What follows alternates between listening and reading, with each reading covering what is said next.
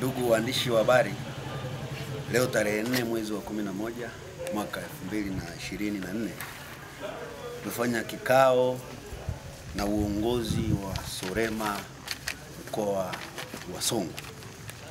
Tumejadili mambo mengi. Kubwa ni kuhakikisha kwamba wachimbaji wetu wadogo, wakati na wakubwa katika mkoa wetu na wilaya yetu ya Songwe wanaendelea na shughuli zao za uzalishaji kwa amani. Kama mnavyofahamu, wilaya yetu ya Songwe inategemea sana uchumi kupitia sekta ya madini. Tumeendelea kufanya vizuri sana kupitia ukusanyaji wa mapato kwanza ya halmashauri.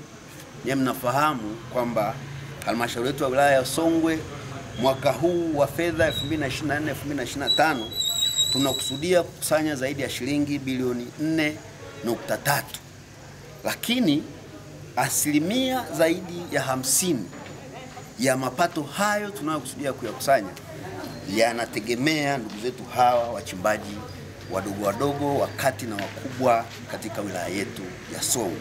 Lakini kana kwamba haitoshi, tunapeleka zaidi ya shilingi bilioni 50 kila mwaka kwenye mfuko mkubwa wa serikali.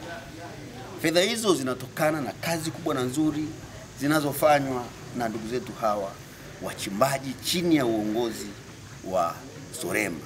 Yapo mambo kadha wa kadha ambayo tumekubaliana katika kikao chetu. Zipo taasisi za serikali ambazo zinahusika moja kwa moja na kuwawezesha ndugu zetu hawa wafanye kazi kwenye maeneo yao kwa amani na utulivu. Wapo ndugu zangu wa NEMKI, wapo ndugu zangu wa OSHA, wapo TRA, halmashauri ya wilaya ya Songwe. Tumekubaliana kwa pamoja tufanye kikao cha kimkakati kujadili changamoto. Kubwa ni kuhakikisha kwamba kila taasisi inatimiza wajibu wake wa kutoa elimu kwa wachimbaji wadogo wadogo, wajue OSHA wanasimamia nini, wachimbaji wadogo kwenye eneo la OSHA wanapaswa kufanya nini na nini na nini, pamoja na TRA na ndugu zangu wa halmashauri. Nina imani kupitia kikao kile tutakachokifanya hivi karibuni, mambo mengi hususan changamoto zinazotokana na hizi taasisi kwa wenzetu wa wachimbaji kwenda kuzitatua.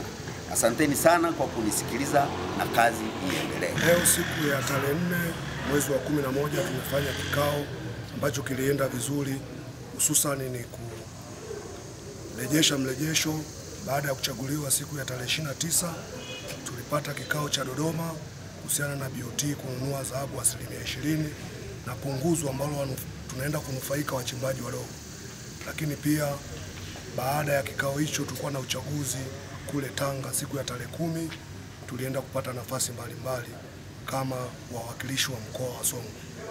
Pia kikao cha leo kimeenda vizuri sana. Mambo tuliyojadili mle ndani kama alivyokwisha eleza mkuu wa wilaya tunaenda kuyafanyia kazi. Tumezungumzia kuhusu tozo mbalimbali, TRA, OSHA. Tutakuwa na kikao cha ndani ili kuifanya Songwe iwe na amani. Nashukuru.